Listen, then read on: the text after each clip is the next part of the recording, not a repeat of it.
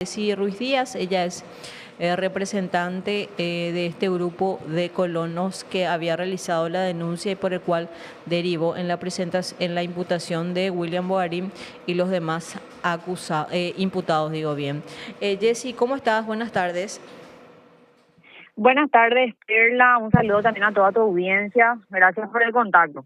Bueno, ¿cuál es la situación que se tiene allá en la fiscalía, doctora? ¿Se va a utilizar todo el plazo hasta la medianoche para que se presente este requerimiento conclusivo?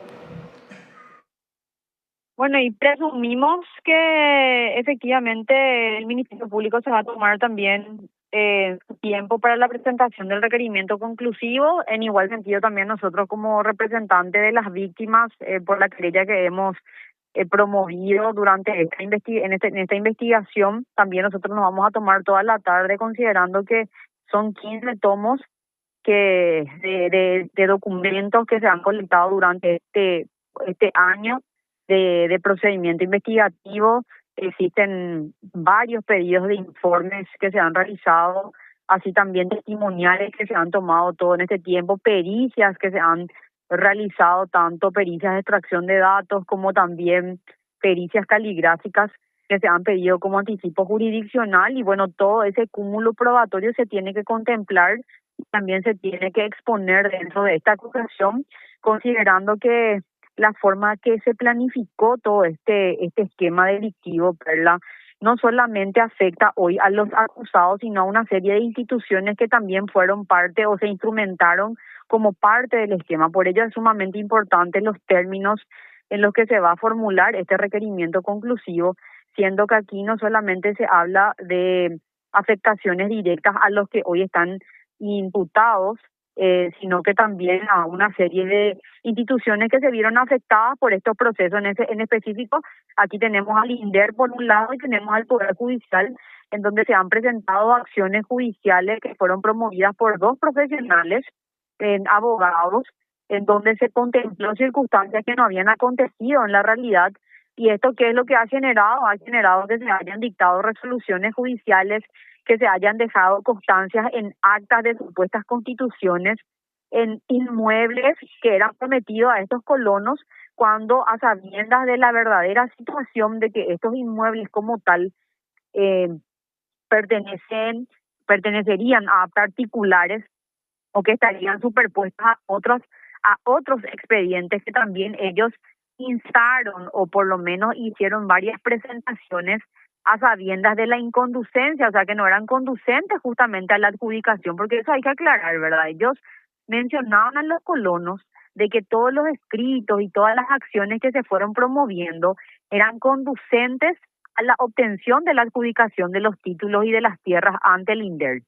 Entonces, bajo esa premisa o digamos bajo esas declaraciones falsas que se prolongaron en el tiempo y donde se instrumentó nada más y nada menos que a un poder judicial para mantener en expectativa a las víctimas, se han logrado estos despojos importantes de dinero. Es ahí también que esto solventa justamente en atribuirle a los hoy imputados también una estafa especialmente grave, que es una calificación especial que contempla nuestra normativa, ¿verdad? Por toda la connotación y la planificación que se tuvo en cuenta y además por haberse instrumentado a dos instituciones tan importantes como es el INDER y el Poder Judicial para robustecer estas declaraciones falsas, ¿verdad? Hablamos de que hay una pericia que comprueban también que nunca existieron esas tierras. Claro, eso también es un elemento sumamente relevante. Se han realizado una pericia georreferenciada y esta pericia ha emitido un dictamen o una conclusión en la que se verifica que las coordenadas que estaban consignadas en los planos que se habían presentado ante el INDER en conjunto con la localidad no condicen con la realidad, siendo que con esta constitución, con este allanamiento en realidad ha hecho el Ministerio Público y donde se ha trabajado en esta pericia, se pudo constatar que la localidad en realidad no condice, no coincide con la localidad que se había plasmado en estos planos, lo que lleva a determinar que esas tierras eran inexistentes. Y esa situación era conocida perfectamente por los hoy responsables. Ellos sabían perfectamente de que los colonos nunca tuvieron la posesión y de igual forma han instado o han promovido procesos judiciales alterando circunstancias, o sea, en realidad mencionando ante los juzgados circunstancias que nunca habían acontecido, solo y para obtener o robustecer, digamos, esas declaraciones, sumado a que también se hicieron estas pericias caligráficas donde se ha determinado que si los recibos de dinero que se habían dado en concepto de estos pagos, sí coinciden con la firma de uno de los imputados, que era el encargado justamente de colectar todas esas sumas de dinero que ellos pudieron sacar durante prácticamente 5 años, Perla. Por eso también tiene una connotación importante por el perjuicio que se ha causado en este caso a los colonos. Hablamos de un perjuicio elevado y por sobre todo también, Jessy, en el sentido de que estas personas confiaron en porque acá ellos estaban actuando como abogados, asesorando y como depositarios, ellos depositaron en toda la confianza en ellos y ellos son auxiliares de justicia, por eso también el agravante de toda esta situación. Claro, acá también hay que tener un tema, Perla. Una vez que uno otorga un poder a un profesional abogado, el profesional abogado tiene el deber de asesorarte. Estamos hablando de que un auxiliar de la justicia y quien debe indicarte cuáles son las presentaciones que van a ser o no conducentes para la adquisición de cualquier tipo o cualquier tipo de trámite judicial, ¿verdad? Pero en este caso, ellos habían planificado instrumentar al Poder Judicial para darle o sea, para poder hacerles creer de que todos esos escritos y de que todas esas acciones eran conducentes a una adquisición cuando ellos sabían perfectamente la realidad que estaba pasando en los expedientes administrativos del INDER. Entonces, se aumenta, o sea, la cualidad de abogado hoy aumenta, digamos, y hace que esta causa tenga una connotación mucho más importante porque el profesional utilizó nada más y nada menos que al sistema de justicia para operar y también robustecer estas declaraciones, o sea, para estafarla a estos colonos.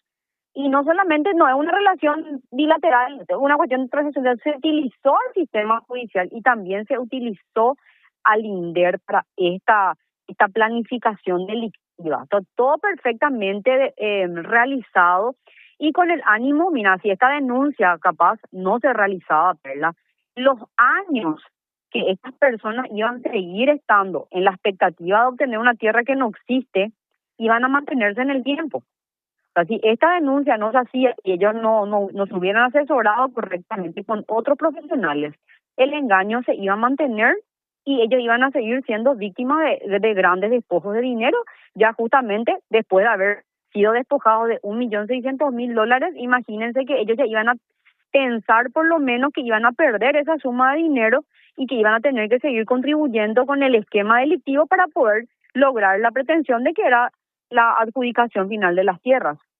Doctora, esta investigación de alguna manera también debería de ir un poco más en el sentido de que se debe llegar a gente vinculada al INDER, al Poder Judicial, porque evidentemente se contaba con la ayuda de estos actores fundamentales en este proceso.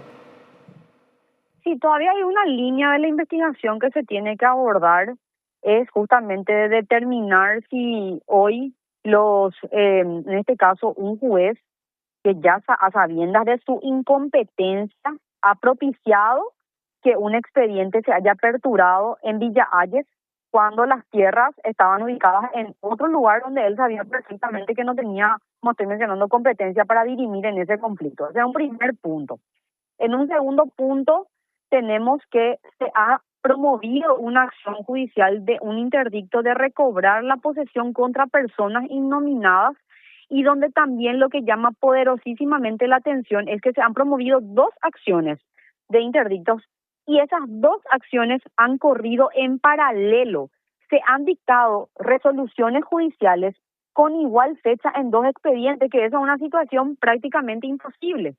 Y además, supuestamente, este magistrado, el señor Gustavo, el doctor Gustavo Martínez, conjuntamente con el funcionario, en este caso el señor William Bogarín, supuestamente se constituyen al lugar cuando en la resolución judicial ni siquiera se ha puesto los datos o la individualización correcta de esa finca, sino se ha limitado a poner lote E de la colonia Ñandembaé, cuando en esos planos, cuando nosotros hicimos la constitución, nosotros fuimos a esas coordenadas y esas coordenadas no nos llevaban a la colonia Ñandembaé. Entonces la gran consulta es saber cómo ese juez pudo haberse constituido en un lugar inexistente, conjuntamente con este profesional William Bogarín. Y es ahí donde nosotros ponemos, digamos, y este expediente se ha mantenido vigente hasta el 2022, Perla. Entonces, ¿cómo se permitió la vigencia de esta? O sea, ¿cómo se permitió impulsar un proceso que tiene sumas o llamativas características? Doctora Ruiz Díaz, parece que se le cayó el teléfono. El juez esta situación. Es por Sí. eso que consideramos que también se tiene que abordar la investigación para con este juez y también para con algunos funcionarios del INDER que no han desestimado las presentaciones ya desde un primer momento. Doctora, por último, hablando de otras investigaciones, la investigación por cobro indebidos a William Bogarín, tengo entendido que hay recusación y que pasó a otro fiscal. Sí, se ha recusado al fiscal José Godoy. Hoy está a cargo de esa investigación el doctor Juan Daniel Benítez, creo que es el apellido. La verdad que en esa causa nosotros no, por una imposibilidad, ¿verdad?, legal, no podemos asumir una querella propiamente dicha, porque estamos hablando de que se habla de hechos punibles que afectan, digamos, al patrimonio público, y donde aquí va a tener una enorme misión también el Ministerio Público de determinar justamente lo que te decía, ¿verdad? El abogado William Bogarín no solamente es un abogado del foro, sino que también es un funcionario permanente quien tendría que haber estado ejerciendo funciones en horario laboral y donde presuntamente, conforme a estas actuaciones que se han traído a la vista en la carpeta de investigación fiscal de esta causa de la que estábamos hablando, él salía, ejercía, digamos, la profesión en horarios que, digamos, también él debería estar ejerciendo sus funciones como funcionario permanente dentro del Congreso Legislativo. Y ahí también un tema importante que destacar, que en esta investigación en la que también fueron víctimas de estafas mis representados, nosotros nos encontramos con varias limitaciones en la obtención de elementos probatorios, justamente por el exceso de recursos que se han generado por parte de la defensa técnica del señor William Bogarín, y donde nosotros, obviamente, en base a todas las informaciones que tenemos, él ha tenido cargos de relevancia, nada más y nada menos que en el Poder Legislativo, y donde tampoco se descarta que podría existir algún tipo de injerencia de determinados actores políticos en estas causas. Entonces también tememos del destino que se pueda dar a esta causa de cobro indebido, cuando es sabido que un funcionario no puede en simultáneo estar ejerciendo la profesión de abogado y justamente otra vez en horarios laborales, porque también entonces el Estado paraguayo estaría siendo víctima de un despojo indebido de sumas de dinero, ¿verdad, Perla? Perfecto, doctora. Estamos atentos entonces a lo que ocurra con el proceso y la determinación entonces del Ministerio Público. Muchas gracias. Estamos atentos. La abogada Jessie Ruiz Díaz conversando con nosotros también, hablando de inmuebles, se está dando, y es un denominador